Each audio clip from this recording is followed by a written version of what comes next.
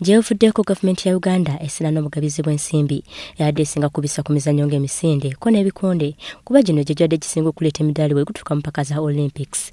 Wabula gavumenti ya Uganda yateekawo enkyukakyuka oluvannyuma lwa bannayuganda bakabadde basibidde olukuba mu mizannyo gya Olympics okulemererwa okwangula omudaali gwonna era nga Uganda yagenze okuva mu mpaka za Olympics nga tewangudde mudaali gwonna. Minisita w'ebyemizannyo omubeezi Charles Bakabulindde bw'alabe guli gutyo kwekkaasa bannayuganda nga gavumenti bwegenda okwagira buli muzannyo mu Uganda bw'aba bakuwangula emidaali mu Olympics eziddako Tokyo Japan mu mwaka gwa 2020.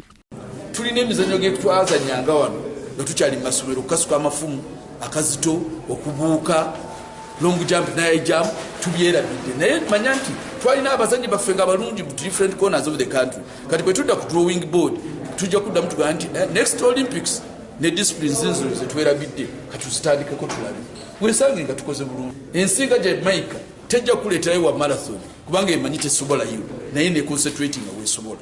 Nze naho nti tujja kukola ekyo tekibabala amaanyi kati tufaanane ng'abaga nti chapter closed tuli kuki twetegekera pool tuli kuki twetegekera mupiira all African Games tuli kuki twetegeka World Cross Country Champion next year. Waneera asigaye awo bonna abasonga olunwe mbazanya betayi mu mpaka zino olw'obutawangula nti bannayuganda bagezezzaako kuba si buli yetayi mu mpaka zino nti abadde wakuwangula. N'olwekyo siyinza kunenya abazannyi baffe nti bakola bagezaako naye bannaffe be twasanga nabo batwetegekedde ekisingako wabaddeyo weather naye aba affectings nakyo nebera factor eri awo si ekyo kyokka n'entegeka oli bwe bawangula luli kipolitiki gwe wayangula luli olowooza ye yali musiru naye naddayo mu bunnya naga nti omusajja oyo omukolere nti ate ekyomukisa omubi ekisesa nti ate yamuwangudde yoyo gwabadde atraininga naye ekitegeeza nti yabadde amulaba weakness ye eriruddawa akoera ku kilometers mmeka amaanyi agongera ku kilometers mmeka kamwetegekere bwenyi ate olutula nti eneme we yadde asula nekyo tekitumala maanyi bendera yaffe yabadde waggulu abaana baffe bakiise eggwanga lyaffe lyakantumba bajja kukomawo ate tupulaninge tunoonye n'emizannyo emirala. Empaka za pool eza All African Pool Championships zakuba mu November era ng'ensi 16 okuli Egypt, Kenya, Tanzania, South Africa, Lesotho n'endala ze zigenda okweta mu mpaka zino.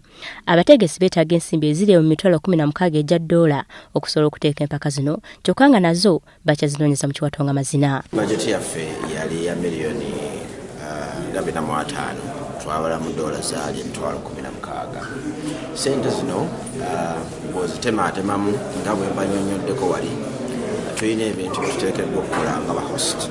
Empaka sizange kisuze siza Pool Association of Uganda ate siza National Council of Sports wabula empaka zino za Uganda ng'eggwanga lyeritegeka era Uganda ng'eggwanga ligenda kwetaba mu mpaka zino. So buli muntu kinoomu buli kampuni eri eyo erina okumanya nti kino ensonga eno ya Uganda era nga tusaba buli omu atukwatire kubanga kati ssaawa nga twetaaga bisatu era ng'obukadde obwo bugenda kuvaawa mu bannayuganda. Buli ttiimu ekweta mu mpaka zino yakuleeta abazannyi 16, abakazi 8, abasajja 8 ko n'abakungu 2. Guno si gwe mulundi ogusoose ttiimu ya Uganda eya pool the Pool Queens okweta mu mpaka zino era ng'omwaka oguwedde Uganda yawangula omudaali gwa ffeeza mu mpaka ezayindira mu ggwanga lya Lesotho. Olivia Nakate, Dawo BSTV Amasunsule.